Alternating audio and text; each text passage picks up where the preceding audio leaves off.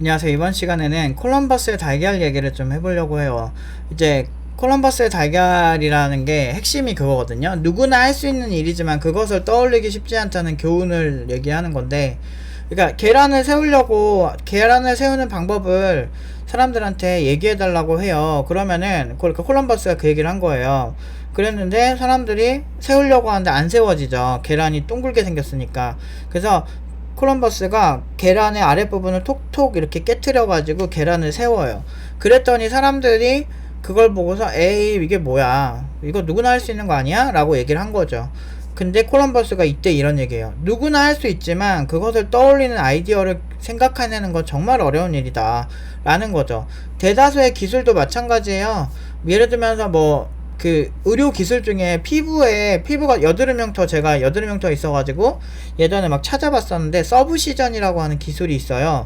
여기 피부와 피부 그 사이에 칼날을 넣어서 이렇게 떼주는 거야. 이렇게 그 여드름 흉터가 한번 파인 다음에 이렇게 붙어버린 거거든요. 두 개가 붙어버렸을 때 요 사이를 이제 주사나 아니면 뭐 칼날 같은 걸로 이렇게 떼주는 거죠. 붙은 거. 그럼 거기에 이제 콜라겐이 채워지면서 여드름 흉터 부분이 조금 더 평평하게 올라오는 그런 기법인데, 사실 이런 것도 원리 자체는 심플하잖아요. 그냥 여기 안에 있는 붙어있는 조직들을 떼주는 거구나 라고 생각을 하겠지만, 처음에 그런 기법을 만들 때까지는 정말 어려운 시간이 있었다는 거죠.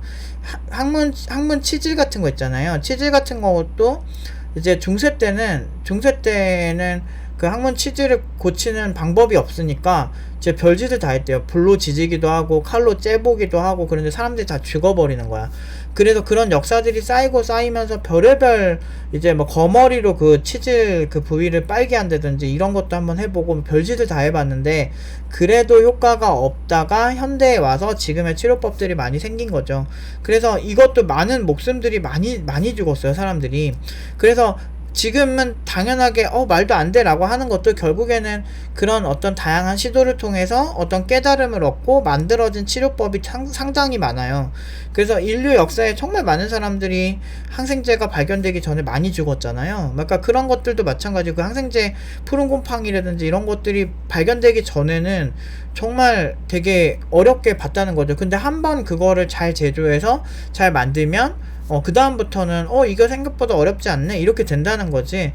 마찬가지로 백종원 무슨 뭐 음식점 레시피 이런 것도 막 몇천만 원씩 받고 막 팔고 그러잖아요. 왜 그러냐면 백종원 씨가 그렇다는 건 아니고, 뭐 보통 이제 음식점 뭐 창업할 때 맛집 레시피라 그래서 막 자영업자한테 그렇게 몇천만 원씩 막 이렇게 받으면서 팔고 이런 사람들 예전에 되게 많았거든. 그래서 그런 것도 사실 막상 해보면 별거 없거든. 뭐 어떤 재료가 들어가고 어떤 걸 넣고 막 이런 거잖아. 근데 별거 없지만 그 아이디어 값이 되게 크다고. 그래서 특허 같은 경우도 다 아이디어 값이잖아요. 어쨌든 하나의 원리나 어떤 이런 구조를 만들면 된다라는 거. 숙지하고 그거 행위하는 거는 별로 어렵지가 않지. 하지만 어떤 게 맞는 판단인지 보기가 힘들어. 그래서 내가 팀노바를 하면서 꾸준히 좋은 결과 내는 건 그런 아이디어 값이 굉장히 높다는 거죠. 그래서 팀노바 막 보면은 후기 이런 거 살펴보시면 알겠지만, 응용 2단계 같은 경우는 되게 웃긴 게, 뭐 이렇게 큰 방향성 그래든지 뭐 기술 검토 잘 못했을 때 뭐 지적해주고 이런 부분도 있지만, 어떻게 보면 되게 알려주는 게 많지 않은 것 같은데 독학을 많이 하는 것 같아요 라고 얘기를 되게 많이 하거든. 그런데 여기서 핵심은 뭐냐면, 알려주지 않지도 않지만 기본적으로 자기가 공부해야 될 건 알아서 공부해야 된다는 게 기본이긴 해요. 왜냐면 근데 이 방향이 잘 가고 있냐 이게 되게 어려운 거거든. 그래서 그 방향성이 좋으니까 팀노바드 고연봉이 자꾸 나오는 거거든요. 근데 사람들은 결과만 보면 팀노바가 맞긴 맞는 것 같은데 별거 안 알려준다고 그게 맞는 거야? 라고 생각을 하죠. 이거는 아이디어 기준에서 교육의 본질에 대해서 생각하는 게 완전 다른 거예요.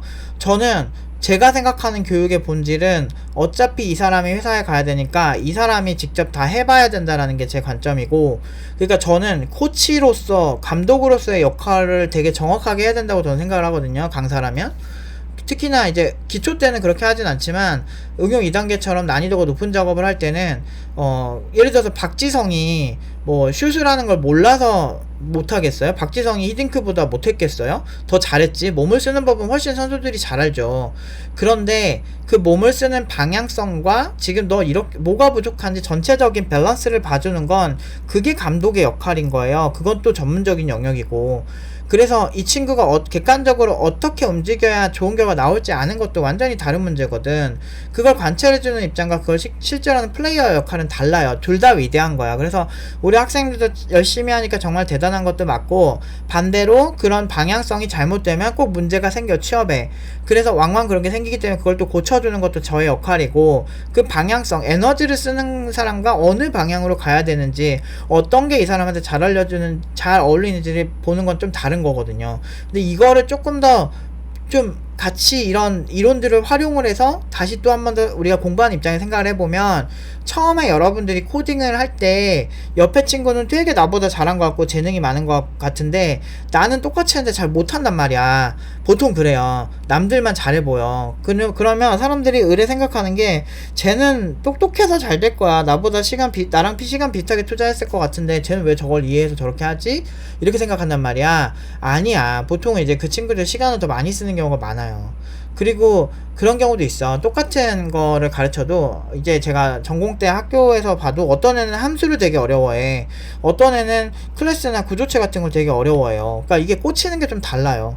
어떤 애들은 포인터에서 너무 어렵게 받아들여요. 앞에 건 그거 괜찮게 했는데 이게 달라요. 사람들마다 어려워하는 포인트가 좀 다르고, 그렇기 때문에 결국에는 결국에는 원하는 건 다 비슷하거든. 내가 원하는 개발 다 할 수 있는 그런 개발자가 되고 싶은 건데, 거기까지 가는 길은 다 어려워하는 지점들이 다르기 때문에 그거를 진짜 그렇게 좌절할 때 미친듯이 그냥 많이 하고 나 죽었어 하고 그러기 상태에 빠져도 그냥 오늘 해야 될 거 한다 이런 식으로 계속 무식하게 하다 보면 어느 순간 망고의 진리 같은 게 딱 깨달음이 올 때가 있습니다. 그때 여러분들이 패턴으로 굳어져요. 그게 딱 맞아지면. 그래서 제가 그걸 노리는 거예요. 그러니까 패턴 교육법이란 이름을 붙인 이유가 거기 있는 거예요. 그러니까 이게 사람들이 많이 하다 보면 무의식적인 패턴이 생기는데, 그 패턴에 불순물이 들어가면 되게 위험한데, 오히려 그 패턴을 팀노바스럽게 좀 스마트하게 문제가 잘 안 생기는 괜찮은 패턴으로 만들어주면 그거를 계속 관리 감독을 하는 거죠. 그러면 이 친구가 무의식적으로 일을 해결할 때 자동뇌를 쓰게 만드는 거죠. 그러니까 우리 뇌는 수동뇌와 자동뇌가 있는데, 수동뇌는 똑똑하고 에너지를 많이 쓰는 반면에 우리가 처음에 되게 힘든 상황에서 아니면 낯선 환경에 갔을 때 쓰는 게 이제 이런 수동뇌고, 그 수동뇌를 잘 활용해서 하나의 루틴이 생기면 익숙한 동네는 익숙하게 느껴지잖아요. 그게 이제 자동뇌를 통해서 가져가는 거죠. 그래서 뭐 예를 들면 운전할 때 우리가 처음엔 수동뇌로 긴장하면서 배운 운전이 자동뇌로 넘어가면 그 다음부터는 이제 옆에 친구랑 대화하면서도 운전을 하면서 크게 문제가 안 생기는 그런 게 이제 자동뇌의 역할이거든요. 그래서 저는 이 자동뇌의 역할을 패턴이라고 붙인 거죠. 그래서 이제 패턴 교육법이라고 해서 이렇게 패턴이 찍히듯이, 패턴은 그냥 내가 원하는 대로 쭉 밀면은 같은 패턴으로 쫙 찍히잖아요. 이렇게 도배 같은 거 하면 패턴 벽지, 무슨 패턴 도장 이런 거 보면 그런 거죠. 그래서 그런 패턴처럼 습관적으로 움직이는데, 그 습관적으로 움직이는 게 굉장히 스마트하게 만들겠다. 그러니까 그 습관을 바꾸겠다라고 해서 지금 패턴 교육법을 만든 건데, 이건 10년 전부터 제가 계속 해왔었고, 제가 30살 때부터 굉장히 중요하구나 습관이, 그거를 느끼고 나중에 공부해보니까 이게 자동뇌와 수동뇌 이론으로 이제 얘기가 되는 거죠. 지금 현재에 와서는. 그때는 제가 동물적으로 그런 이론을 알기 전에 회사 일할 때 내가 무의식적으로 묘하게 선택하는 게 있구나를 깨닫고 제가 이거를 되게 중요하다고 생각을 했던 거죠. 그래서 누구나 할 수 있는 일이지만 그것을 떠올리기는 쉽지 않아요. 그래서 제가 여러분들이 공부하실 때 힘들어도 이 단계가 내가 공부하는 스타일이나 습관이 굳어져서 자동뇌로 갈 때까지 그때까지 조금 신경을 많이 써주셔야 되고, 그때까지 스마트한 습관이 잘 안 생기면 나중에 회사 그냥 가서도 일 잘 못하는 패턴으로 계속 있을 수 있어요. 그러면 이게 좋은 패턴을 만드셔야 돼요, 무조건. 그래서 개발자의 좋은 패턴은 결국엔 나중에 평생 먹고 살게 만드는 거라는 거죠. 그래서 뭔가 좀 많이 복잡하고 그냥 숨만 쉬어도 힘든 게 개발자거든, 사실은. 그래서 나도 막 이 직업이 왜 이렇게 진입장벽이 높고, 그러니까 진입장벽 낮아 보이잖아요. 개나 소나 다 하고 막 구피점 많으니까 그래 보이는데, 아니에요. 절대 아닙니다. 여러분들 진짜 실무는 님들이 하는 것도 실무고 우리 팀노바 졸업생들도 하는 것도 실무인데, 똑같이 실무하는데 누구는 고연봉 받고 누구는 저연봉 받잖아요.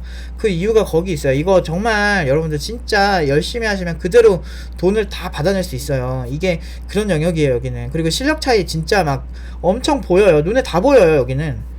롤 랭킹만큼이나 다 보여요. 아 저거 한 챌린저급 되네. 아 저거 그 아이언도 안 되네. 저거 막 이렇게 언랭이네. 이런 느낌이 있다니까. 그게 보여요, 눈에. 개발자 눈에는. 그게 진짜 신기해요. 그래서 저도 아 이쪽은 방심하면 안 되고 내가 한 만큼 다 얻어진다고 생각하니까 팀노바 졸업생들은 졸업하고도 꿀 빨면 되는데 꿀 안 빨고 졸라 열심히 하거든요. 애들 보면. 왜 그런지 알아요? 본인들이 그렇게 해서 엄청 얻어낸 경험이 많으니까. 아 그리고 자기 눈에도 보여요. 실력이 어느 정도 되면 다 보여요. 내가 응용 2단계 때 학생들한테 그 얘기 했다니까. 기초 때는 사람들이 과제 하나하나 하는데도 너무 힘들어하고 그래서 아 참 그렇긴 한데 응용 2단계인 너네들 입장에서는 사실 재능보다는 그냥 하면 되지? 이렇게 물어보면은 다들 끄덕끄덕해요.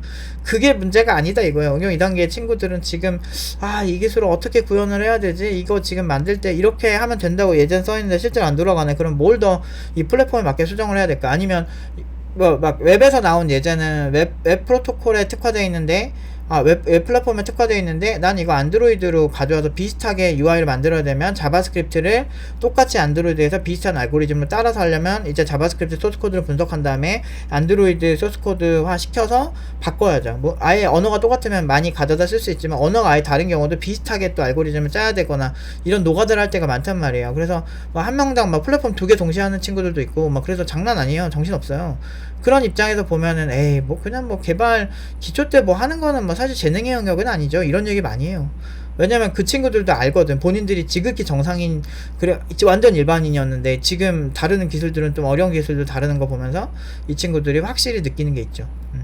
그래서 되게 뻔해 보이지만 뻔하지 않은 경우가 많고 어떤 노하우라는 것도 쟤 별거 없는 것 같은데 막 이런 것도 잘 보시면 그렇게 쉽지는 않아요. 그래서 팀노바가 쉬우면 다 교육기관 결과 다 연봉 5천 7천 나와야지. 이거 느낌으로 따라한다고 되는 게 아닙니다. 제가 옛날부터 팀노바 처음에 설계할 때부터 내가 교육을 하는데 내가 과연 교육으로 창업을 할 정도의 실력이 되나? 되게 고민 많이 했어요. 10년 정도 했음에도 불구하고.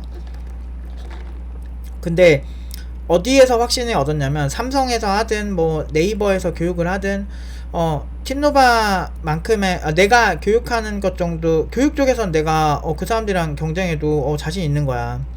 그래서 나는 좀 더 자신 있는데 나 정도로 이렇게 신입 개발자 빠르게 성장시킨 사람은 없을걸? 막 이런 생각을 했던 것 같아요. 그럼 한번 해볼 수 있겠다. 왜냐면 이제 스타트업에서 가장 큰 문제가 그런 거였거든. 스타트업에서 어떤 작품 만들어 놓으면은 그거를 비슷하게 대기업이 빨리 비슷하게 만들어서 그 시장 뺏어가고 이런 거 되게 많았거든.